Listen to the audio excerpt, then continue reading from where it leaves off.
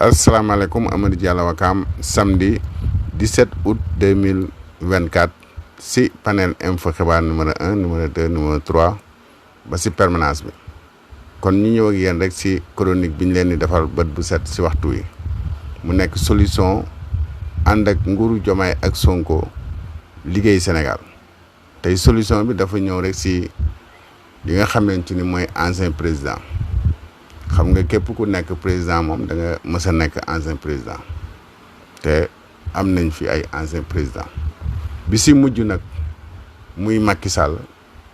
moom moo xëy bind si journalu quotidien bu Madiambal Diagne ne ba mu nekkee ancien président ba léegi nekk Maroc amul dara lu mu jot si privilège maanaam daal si pension wu retraite bu ancien président jotu si dara muy sécurité muy ki koy toggal muy oto yañ ko war a jox di ñaari oto yi xam ngeen ne bi nga xamee ci ni Abdou Diouf jóge na fi président Wade ñëw fi bi nga xamante ni président Wade xool na ancien président yi lan nañuy fayeeku mu gis ne 3 millions nañ doon fayeeku boobu temps mu ne 3 millions day tuuti na si ancien président mu yokk ko 3 yoon xam nga 3 millions boo ko yokkee 3 yoon ñaata la du 9 millions mu nekk 9 millions juróom-ñeenti millions moom la ancien président war a fayeeku si Sénégal ak ñaari oto ak chauffeur ak aide de camp ak ñaari gendarme yi lay gardel sa kër ak ku lay toggal waaw ku lay toggal koo xam ne gouvernement bi moo yooyu yëpp gouvernement bi moom moo koy fare loolu moom mooy li nga xamante ni moom la état Sénégal di la gàddul sa giiru dund loolu moo nekk si fi nga xamante ni mooy constitution bu Sénégal waaw loolu nag la Macky Sall wax ne loolu jotu si dara bi nga xamante ni jël na kii ak léegi nee na daal salaire u Macron ba mu koy fay moom rek lay jot waaye jotul salaire u ancien président bi jotul garde yi jotul oto ya jotul ki koy toggal jotul aide de camp bi kon dañuy déglu rek bala ñoo sori ni nga xamante ni noonu la ko journal bi waxee te moom moo ko bind ñu déglu loolu. Macky Sall bi la day li ko dal doy na waar yëgal la ko diggee yéene kaay nañu dañ koo simile maara day taali lépp lu xeetoo ak wàllum sécurité mag yooyee ak teraanga yi nga xam ne kon da koo war a am comme statut ancien chef de l'état waaw nguur gu bees ki lée simi nañ ko nangu nañ lépp dañ koo dépouillé laa la wax gis nga budul ki nga xam ne kookee moo jiite sécurité ba waaw la toppoon ca wàllum sécurité ba yëpp fa xas Macky Sall la nekkoon ca cabinet ba yëpp fa xas Macky Sall la nekkoon ca protocole ba yëpp fa xas collaborateur am yëpp fa xas yéene kaay Madiambal Diagne ne Macky Sall mi daal gis nga budul wàllum salaire am bële léppam la ñu fa xas deseetul dara waaw waaw yéene kaay Madiambal Diagne yamu ca ndaxte ne gis nga nag nguuru ñoom Diomaye gile dafa mel ni ci defante la ñu ne maanaam képp koo xam ne àndoo woon ak ñoom waaw waajalal sa bopp taskatu xabaar yi gis nañ ko barki ne moo njaay yéen ci liggéeykat yi gis nañ leen waaw tey nag ña nga ca Macky Sall mi le Macky daanaka deseetul dara te statut ancien chef de l'état nekkoon président waaw war ngaa am aide de camp njiital sécurité ay adjoint garde corps chauffeur ña nekk ca secrétariat ba ak yeneen i membre yu nekk ca cabinet ba dañuy ñëpp nguur gee leen fay moo leen di fay de nguur gee leen di fay weeru dee même bu dee njiitu réew mi nekkatul Sénégal laa la wax ku di laajal Abdoulaye Wade mi lée wala Abdou Diouf te lii ñu def Macky Sall day dama ne teguñ ca semaine laa la wax ñu koo ba goro ba kon ca gendarmerie kilifa yi ñu denk wàllum yoon ne nañ leen dégloo soxna si ca këram nañ leen ko fa entendre waajal leen seen bopp ñoo war waaw dégg ngeen le quotidien lam ko si waxee te Macky Sall moo ko wax ñu bind ko waaye loolu nga xamante ni am na moom dafa fàtte ne moom warul a jot benn privilège si wàllu retraite présidentielle parce que moom avant muy joxe lenge yi se dem na ba jël ba jël na li nga xamante ni moom mooy fonction si postam bu bees boobu ñu ko fal sa wetu Macron muy envoyé spécial bu France ci réewu Afrique yi nga xam ne dañ leen a coloniser woon bëgg leen a gën a recoloniser encore pour mu convaincre leen ñuy gën a mën a dox ci intérêt France ba ci Sénégal gii waaw léegi président bu def loolu te yow nga xam secret Sénégal yëpp xam l'armée na muy doxee xam koom yi nekk suñu biir suuf yëpp nga xam ko muy or muy zircon muy pétrole muy gaz fu mu nekk xam nga ko parce que moom sax dafa nekk li nga xamante ni mooy loolu moo doon liggéeyam ingénieur la waaw léegi ku mel noonu dana dem di liggéeyal suñu ancien ki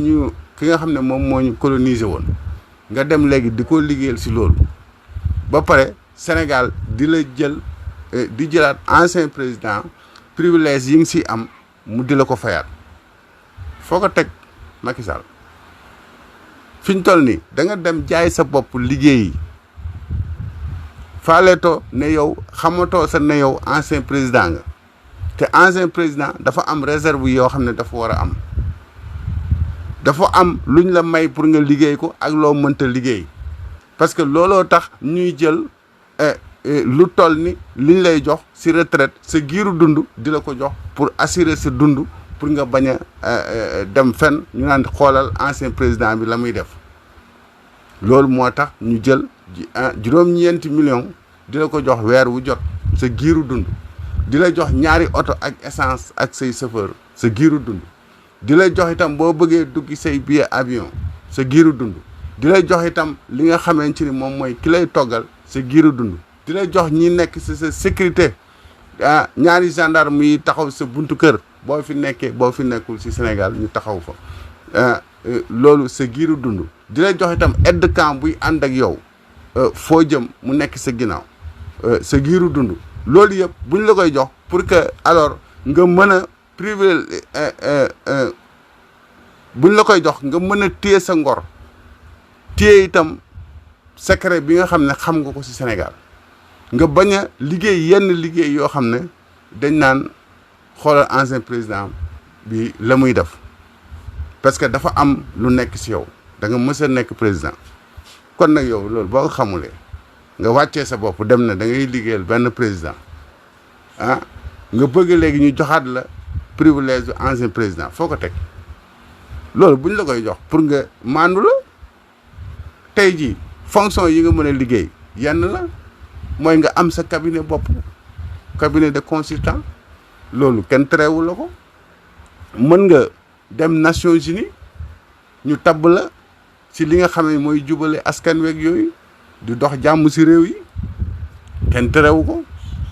mën nga itam nekk ci ONG yoo xamante ni comme ni mu demee woon ci Abdou Diouf francophonie nga jiite ko wala yu mel noonu waaye nga dem nag ci ab chef de l'État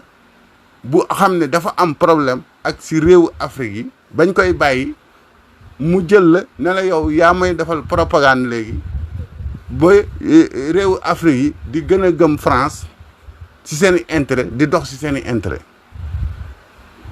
loolu gàcce la ci Sénégal d'abord teg nga ñu gàcce ba pare tuutal nga ancien président bépp bu Sénégal waaye sa bopp nag nga gën a tuutal ndaxte yeneen ancien président yi defuñu loolu ñu ngi màndu toog yor seen passion di ci dund parce que pour ñu bañ nga dem wuti ji leneen loo xam ne da lay tuutil moo tax ñu lay jox passion bi pour nga mën ci dund sa giiru dund ak privilège yooyu noonu waaw léegi nag yow boo wëccee loolu yëpp ne léegi da nga bëgg a boole ancien président bi la si màccee ak itam dem di liggéeyal ab président boo xamante ni moom dafa coloniser Afrique bëgg nga di ko doxal loolu léegi nga bëgg a boole ñaar yooyu yëpp ma ne loolu mënta nekk Macky Sall Sénégal ameelutu la ay affaire privilège ancien président retraite président amatoo ko fi loolu moom na nga ko xam bu baax a baax et puis nañ ko désoudre complètement ba Macky Sall keneen bu fi ñëwatee du ko jox moom passion parce que la mu def délit la boo xamante ni délit haute trahison moom la def Sénégalais yi Macky Sall def na haute trahison Sénégalais yi ñaari yoon benn haute trahison bi mooy que Macky Sall ba muy def campagne 2010 2012 da doon jaay Sénégalais yi yoonu yokkute bu mu ñëwee def ñaari at xam ne yoonu yokkute mënu koo doxal dafa indi Sénégal émergent nag mooy àggali liggéeyu président Abdoulaye Wade yu mu fi bàyyi woon waaw léegi loolu la naxee askan wi lii mu def yëpp si ay infrastructure bàyyi ko fi liggéeyu président Abdoulaye Wade la yu mu commencé woon ba ne woon may leen ma ñetti at ma àggali samay liggéey moom moo nekkoon président moom moo nekkoon premier ministre am xamoon na liggéey fu mu toll woon bi mu ñëwee ba indi yoonu yokkute jaay ko ba ñu fal ko si mu xam ne mënu koo doxal moom moo tax bu ma déggee ñu naan bon Ousmane Sonko ak Diomaye amuñu programme parce que dañoo jaay nit ñi procès bi ba pare te amuñu si dara ki amul kay li mu jaay mooy Macky Sall moo jaay nit ñi yoonu yokkute ba pare ñëw indi àggali liggéeyu président Abdoulaye Wade loolu la indi teg ko loolu nekk benn haute trahison bu njëkk deuxième haute trahison bi mooy que Macky Sall di liggéeyal Sénégal nekk ancien président ba pare war a réserver boppam réserver secret Sénégal yi téye ko ak ngorom ñu jox ko passion bi mu di si dund dignement mu jël loolu yëpp falaxe ko dem ne yaay ki nga xamante moom mooy président France da koy liggéeyal liggéey bu ñàkk fayda bu doon liggéey bu am fayda sa nga ne mais liggéey bu ñàkk fayda parce que envoyé spécial France ci réewu Afrique yi pour lan la pour convaincre réewu Afrique yi ñuy gën a gëm France di doxal seen économie parce que kii di France bi mu ñu mayee indépendance ba pare dafa indiwaat beneen colonisation muy colonisation économiquement la ñu coloniser da ngay gis ne bon réewu si francophonie bu fa société français nekkee di fa liggéey ak société bi nu mu mën a toll buy fay impôt mu ngi koy fayee France loolu dañ ko signé woon si De Gaulle loolu noonu est-ce que dañoo may nit ñi indépendance si seen jëmm waaye ñu recoloniser leen si économiquement ne aussi itam pour nga dem di coopérer ak beneen réew il faut nga jaar France yëgal leen ko ba pare boo amee sa ay ressources minières itam comme ay ni ñu amee ni pétrole or diamant ak yooyu nee nañ léegi bala see kenn wax il faut France moo koy ñëw wax ba pare bu fekkee France bëgg na ko amoo droit yow nga wax seeg beneen réew loolu nañ signé woon si affaire bi ñuy coloniser bi ñuy may indépendance Afrique léegi loolu moom mooy may nañ leen yéen indépendance si seen jëmm mais seen alal dañ koy recoloniser waat encore te loolu moom moo doon dox ba léegi ñenn ñi nag dañ ko bañ comme ay Niger comme ay Mali dañu bañ loolu comme ay Burkina léegi nag bañ googu ñuy commencé bañ loolu indi na li nga xamante ni moom mooy faible économie bu France gis ngeen ko seen lampe yaa ngi commencé coupé ndaxte la ñu doon jëlee fële sa Niger di ko taalee si seen lampe yi amatuñ ko parce que loolu fi mu toll ni dañ ko kii yooyu nag nañ gis ne menacé na moom moo tax ñu jël Macky Sall ne ko léegi da ngay nekk suñu envoyé spécial di dem si réew Afrique yi di leen gën a convaincre ñuy gën a gëm France pacte yi ñu signé woon ak De Gaulle ba léegi pour que di ko gën a doxal si loolu la nekk. waaw léegi yow boo nekkee si loolu ba pare ngeen nag léegi sama salaire ancien président dama koy jot aussi ñu lay fay fële ngay jotaat encore sa salaire ancien président foo ko teg yow Macky Sall kenn du la jox salaire ancien président li ñu war a def kay léegi mooy def la mandat d'arrêt international nga dellu si waat Sénégal si li nga xam ne moom lañ lay topp si ñaari haute trahison yi nga def Sénégal ak ba si li nga xamante ni mooy crime contre l'humanité bi nga def si bi xale yi di manifester ñu gis ay fetalkat yoo xamante ni dañoo sol ay numéro 9 di fetal suñu xale yi comme ay weñ te ñooñu di génnee si fi nga xamante ni yor ay oto yu weex tal di génnee si permanence bu APR nga ñëw gindi si nit ñi wax si nit ñi te loolu sax defe naa ne am na dossier bu nekk CPI te xam naa ne moom CPI yàgg-yàgg dana la lancer mandat d'arrêt international procureur bu CPI mu ngi koy saytu kon yooyu yëpp Macky Sall dafa ko amalante ak Sénégal kon nag buum ñu wax yeneen ay waxu ay sama retraite jotuma ko yooyu moom amu fi retraite ndaxte la mu jël ci alalu Sénégal rek te nit ñi xamuñ ko mën na see dund ba xëy dee waaye duñ ko bàyyi nag mu di si dund ba xëy dee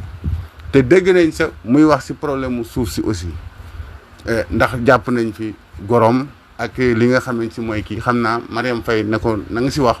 mu naan moom suuf si da ko joxe si yoon joxoo ko si yoon yow si sa bopp demoon nga ba xamal nit ñi ne suuf si dana mës a am lëj-lëj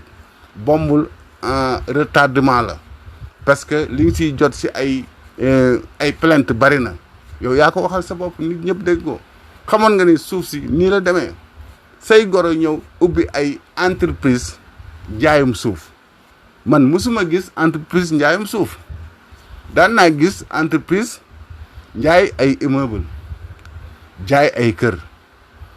entreprise louer ay kër muy agent immobilier loolu gis nañ ko mais entreprise boo xam ne day jaay ay suuf di xotti suuf si di ko jaay ku bëgg a investir si réew mi si yow lay ñëw nga xottil ko bu bëggee ay hectares lu mu bëgg nga xottil ko si suuf si jox ko këyit mu commencé liggéey man loolu maa ngi koy door a gis ci entreprise Adama Faye boobu mu bokk ak yaayam ak yooyu ak seen famille boobu yooyu suuf yooyu nan la def ba am ko te yeneen sénégalais yi amuñ ko ah moom léegi alors Sénégal kan moo am droit jël suufu Sénégal def ko comme piis comme bassin wala percal di ko xotti di ko daggate di jaay ci nu mu la neexee nga am si entreprise ah mais loolu noonu dañ si war a jóg si loolu nañ leen jàpp gorom léegi nag ñuy wax ah muy leeral naan ni ma ko joxee normal na nan la normale yow Macky Sall bi nga fi ñëwee 2012 ba ni nga fiy jógee defoo fi dara lu normal hors à la loi nga doon gouverner Sénégal ak dictatorial ak doole crasse yi kon li nga fi def yëpp danañ ko supprimer li nga fi def yëpp danañ si def ay loi supprimer ko moo tax kii di Diomaye ak Sonko ñu indi jubal jubbanti lépp nañuy jubbantiwaat na nga xam loolu kon yow sa bopp sax danañ la woo mandat d'arrêt international jubbantiwaat la waaw kon nag di fi wax naan dañoo jël sa ay pension retraite bu présidence amoo fi tous nga fi amul yow yaa ameel sénégalais yi amel nañ la dara Macky Sall li ñu la waroon jox yëpp jox nañ la ko si ay nga gouverner vraiment nit ñi 12 ans si ay lëndëm si ay njublang si ay li nga xamante ni moom mooy lépp la neex nga def ko askan wi léegi nag dafay yoon nga ñëw ñu def li nga xamante ni mooy nga expliquer nit ñi na nga gouverner woon Sénégal loolu nañ lay wax mais du nga nekk fële sa àll ba di woote naan alors sa ay kii yu sa passion da nga ko war a jël te yow sew buñ la toppoon rek si ni nga def ki nga xamante ni yow yaa ko wuutu woon muy président Wade nga xam ne lu ne defal na la ko ba nga ko wuutoo toog nga ñaari atu yàlla joxoo ko li nga xamante moom mooy passion retraite bu président te président Wade moom mooy yokkoon retraite bi ba mu toll si 9 millions ndax 3 millions la mu dem retraite alors ak lim la defal yëpp ak li ngeen seex fi ngeen jaar boo nekkee président yàlla ak moom la nga mën a téye passion wu président Wade ñaari at joxoo ko xamoo lu muy dundee xamoo lu muy lekk ba nit ñëpp ñoo si jàpp sa ku si nekk wax si sëriñ seeg ñëpp wax si nga dool ko jox si ñaari at te kooku deful dara li nga defu ko parce que dafa demoon Versailles toog liggéeyul kenn ku dul Sénégal ba léegi président Wade mu ngi fii si Sénégal demul liggéeyal benn chef de l'État yow nag da nga fee bàyyi ñukk intérêt Sénégal dem di liggéeyal chef de l'État yi te lañ koy liggéeyal xam nañ ko de mooy économie Sénégal nga expliquer nañ koy jotee économie Afrique nan nañuy takkee économique bi dem yóbbul ko France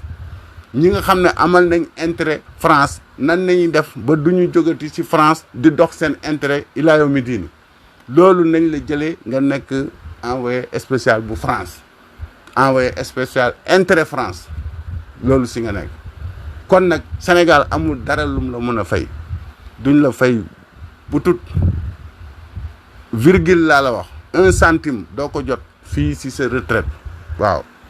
boo ko naree jot askan wi yëpp dinañ wàcc si mbedd mi def vraiment marche boo xamante ni dinañ wax ne Macky Sall bu mu touché benn intérêt boo xamante ni dafay dem si ancien président parce que Macky Sall dafa jaay ancien président gi mu nekk dañu gàccaal en tant que ancien président Sénégal ñu dégg ko ñu ne yaay mu ngay tarbiyu Macron nga xam ne sa moromu rekk la nga dem di ko doxal ay yonent yoo xam ne yonent bi du yonentu dara lu may dem convaincre di moom moo tax sa pays Afrique yi sa faalewuñ la ba nga jëlee loolu si service bi ba léegi ban pays yu Afrique nga ñemee dem naan da nga leen di convaincre yow yaa ngi tëdd fii Maroc léeg-léeg nga dem Alizé naan fa kii añ fa ñu ne bon Macky Sall tey añ na ak Macron wala ndekki na ak Macron yooyu nañuy wax si journaux yi mais kenn déggagul bi nga nekkee ancien président ak léegi benn réew Afrique boo dem naan da nga leen di jéem a convaincre ñemewoo ko sañoo ko ndax réew Afrique dañu dëñ si France dañu génn si France ñi génnagul ñu ngi waaj a génn ñi génn dootuñ si delluwaat kon yow boo demee foofu di leen liggéeyal pour que convaincre réew si réew Afrique yi pour ñuy dox si intérêt France nga ne nag léegi na nga continuer di am sa passion bi nga war a am si ancien président bu Sénégal dama ne loolu da ngay gént doo ko am tey doo ko am ëllëg te danañ def mandat d'arrêt international lu mu yàgg-yàgg nga dellu siwaat fii si réew mi nga rendre compte les Sénégalais ni ngay yore woon Sénégal ak seen i suuf ak seen i lépp da nga koo jalgati yow Macky Sall kon nag mu ngi noonu jubal ak jubanti et nguuru Diomaye ak Sonko ñu ngi leen di conseiller bu ñu mës a jox privilège Macky Sall bu ancien président parce que mérito wu ko kon nag mu nekkoon li nga xamante ni moom mooy solution ànd ak nguuru Diomaye ak Sonko liggéey Sénégal di leen wax ne leen bon samedi bon week-end